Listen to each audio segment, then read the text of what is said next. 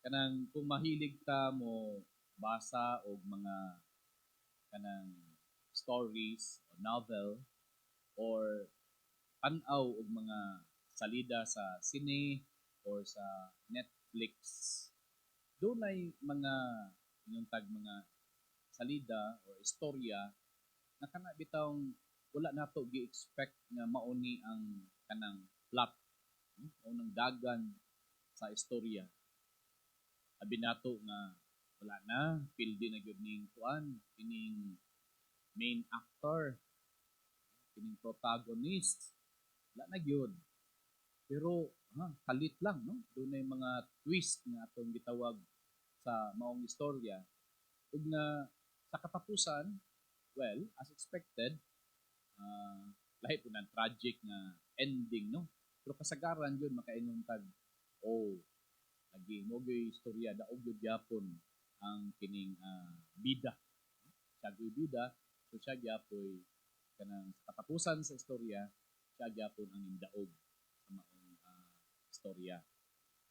Mga igsuon, murag wala malahi ang mga panghitabo sa gitawag na first Easter Sunday sa maong kanang talagsaon na twists sa kinatibuk-an sa istorya nga abi nato og kanang ang kamatayon sa atong Ginoo mao na tong katapusan, mao ning ginahuna sa mga apostoles, mao ning ginahuna ni Maria.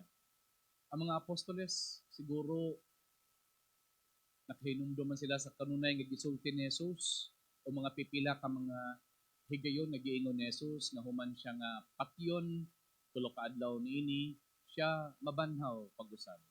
Apan lagi wala pa man gyud nila masabtan ang mga pulong ni Jesus ug sa nasulat diha sa kasulatan. Busa niining tungura samtang si Jesus naa sa lubnganan, sila nagpadayon lang sa pagtigom sa hilom, no? Nanarado sa pultahan sa usa ka lawak. Muna nga mao ni ang dagan sa ilang reaction sa nahitabo. But there is a twist in that story. Si Maria Magdalena, siya pa hinuon ang babae, siya pa hinuon ang nag-inusara nga niadto sa lubnganan ni anang sayo sa kabuntagon, ngayon nato nga kadlawon pa gyud, ngit-ngit pa, wala pay banag-banag sa adlaw. Unya didto naghulat o nagbantay siguro diha sa gawas sa lubnganan. This is a twist in the story because dili man ni gyud kanunay nga ginabuhat sa mga kababayen-an kaniadto.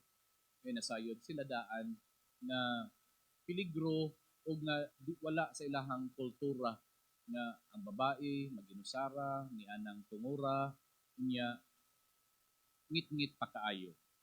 Ay ikaduha pod nga ingon tag twist ang pag-adto ni Maria Magdalena sa lubnganan sa atong Ginoo usa ka peligro nga butang nga iyang gihimo alang sa iyang kaugalingon, dili safe nganuman nasayaran baya sa kadaghanan sa ilang hunahuna, sa kadaghanan sa mga tawo, ingon sila, ang tawo nga gilangsang sa krus, tulo ka adlaw ang milabay, tungod kay gilangsang man siya sa krus, usa ka kriminal. Sa ato pa, in the minds of these people who have judged our Lord who was crucified, criminal gid siya. Mao na nga dili safe para kay Maria Magdalena nga moadto sa lubnganan. O inuntag magbantay siya didto, magvigil. It was not good. It was not a prudent decision for her, no? Kay lisod kaayo ang kahimtang, dili maayo alang sa iyahang safety. Apan mauning kabahin jud sa twists sa istorya.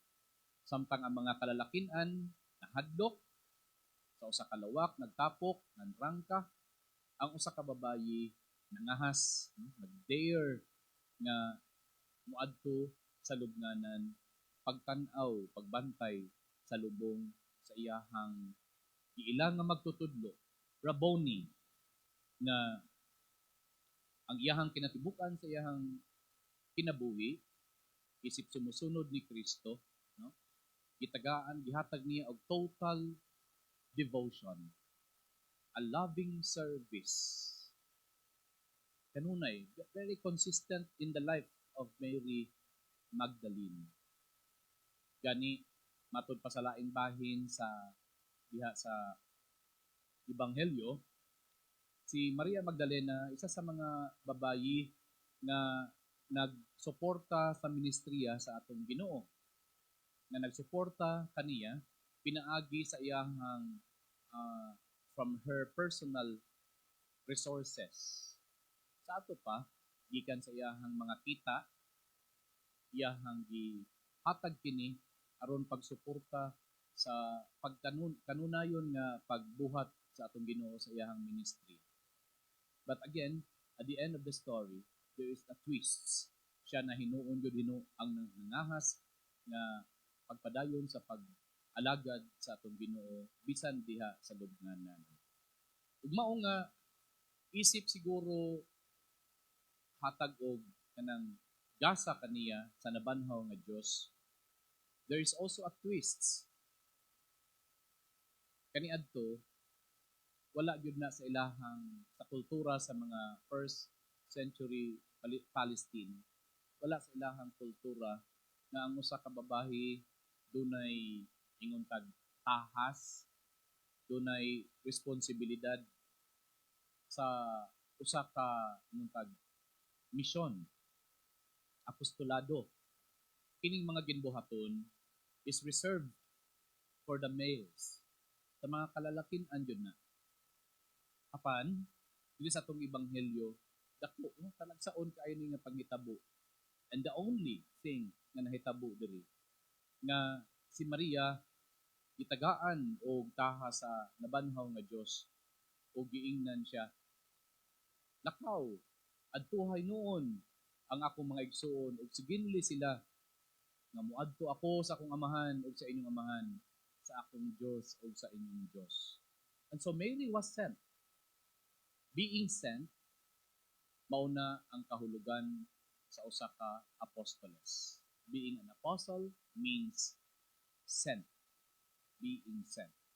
Sa ato pa, ang dako nga twist diri karon na ang giilagyod na pinakauna nga apostoles mao si Maria Magdalena.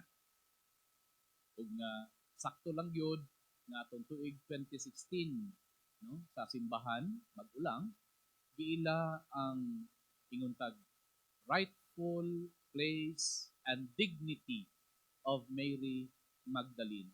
Sa dihang na-discovery sa mga experts nga si Maria Magdalena dili ni maong Maria nga kadtong giila nga usa ka daotan nga babayi, prostitute, dili ni siya mao. Lahi ni nga Maria Magdalena. Lahi ni nga klase nga lahi ni siya nga Maria. Mao nga sa katong tuiga 2016 ang iyahang kapistahan nga gihimo lang nga paghandom memorial gihimo sa Congregation of the Sacred Liturgy and Worship sa Roma na usa na ka kapistahan. So from memorial gihimo nga feasts. Kapistahan gid siya. So dako na siya og dignidad. Okay? Ug na gitagaan siya sa ingon tag title nga Apostle to the Apostles.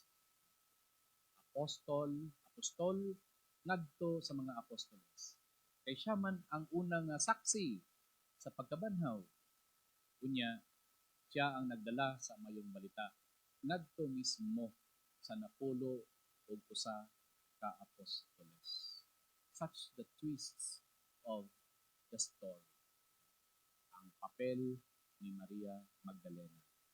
Nagsuon atong pangayoon sa Ginoo nga kining bag-ong adlaw kanatong tanan, the greatest of days nga atong gisaulog ning Pasko sa pagkabanhaw, mamahimo kitang mas mapangahas, no? That we dare to proclaim the risen Lord sama sa diwa ni Maria Magdalena.